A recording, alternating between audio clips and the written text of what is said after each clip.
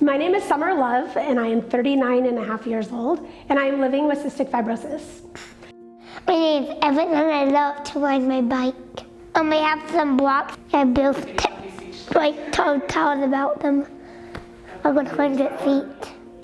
Well, 1 billion feet, I think. My name is Reese, and I'm 4, and I have cystic fibrosis. I like playing with my sister, and I like watching football and baseball. I'm lucky to live with my sister because she's my best friend. I like to play with my friends, but sometimes I can't because I have to stay home and do my treatments. And what cystic fibrosis is, it's a genetic disease, and it's passed down from your parents, just like your hair and your eye color. Every day I have to put on my vest and put on my mask, and it helps break up the mucus. I have to go to the doctor and get a lot of pokes. I wear this vest to shake up the mucus and so the germs can stay away. When I put on my mask and vest, I feel like get asthma and severe. Having a child with cystic fibrosis, I have Astra and I have Alexander. Astra was born first. She was one of the first CFers that was diagnosed at birth. We found out that she had a terminal illness. It changed our lives, it changed those people around us. Having no idea that how much it would change our lives, Astra never let it change her life. It never ruled her. We never let her think that she had a terminal illness. When I was diagnosed, they said to my parents, like, just take her home, love her, she probably won't make it to be 10. And I'm 39 and a half years old, which is so amazing. Every day is such a gift, every breath is such a gift. I'm truly so grateful. Cystic fibrosis is more inward. So you look at a child and you would never know there's something wrong. Astra danced from the age of 3 until she was 20 years old. If a CFer could wear their chest x-rays on their forehead, you would be appalled that they're even walking around. I think I've lost count of how many friends I've lost, and you know, it's hard, and nobody is guaranteed tomorrow, and so that's why you have to love more, you have to give more, you have to do more. It's amazing like how far we've come, but we're just not there yet, and I don't want to lose any more friends to this disease. The day that she passed was a shock to us all. There's nothing that you can ever prepare yourself to lose a child, even though you know it's terminal.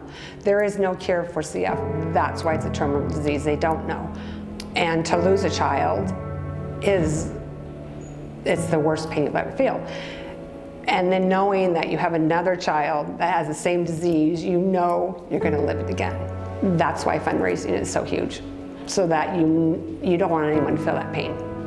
Do you take it for granted that everything's gonna be okay? You live life to its fullest, and I can honestly say the day that she passed, I have no regrets. You know, we don't have any regrets to say, I wish we would have. I wish we would have done this, I wish we would have done that, because she lived life so fully. And I wish she was still here, but I wish she was here healthy, because she struggled the last year. I want these kids that are born today with CF to have more tomorrows, and that's you know, why we do all this is because we're adding tomorrows every day, and there's just a lot that goes into CF. It isn't just what you see like on the outside, because from the outside we look healthy, and you would never know a CF individual like everything that they do throughout the day. Before she passed, she was out doing her thing. She wore oxygen all the time. She was out doing her thing, doing what normal teenagers do. The last 2 years of her life, she was in the hospital for 2 weeks, home for a week, in the hospital for 2 weeks, home for a week. The infections were getting more and more severe, but you still would not know that anything was wrong unless you saw her oxygen. There are only 30,000 in the US with cystic fibrosis, and so we're considered an orphan disease. And so because there's not so many people with CF and not so many people know about it, we actually don't get government funding. So we only, for all the research and all the medications that are coming out, it's all because of people like you and events like this. And so it's so important. My greatest hope is to find a cure for cystic fibrosis.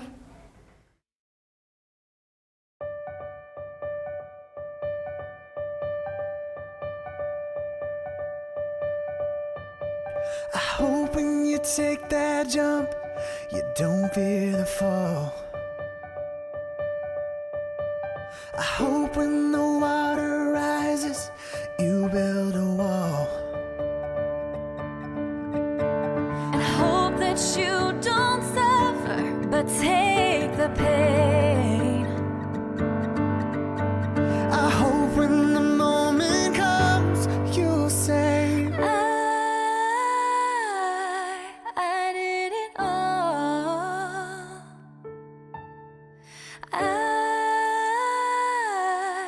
I did it all. I owned every second that this world could give. I saw so many places, the things that I did. Yeah, with every broken bone, I swear I lived.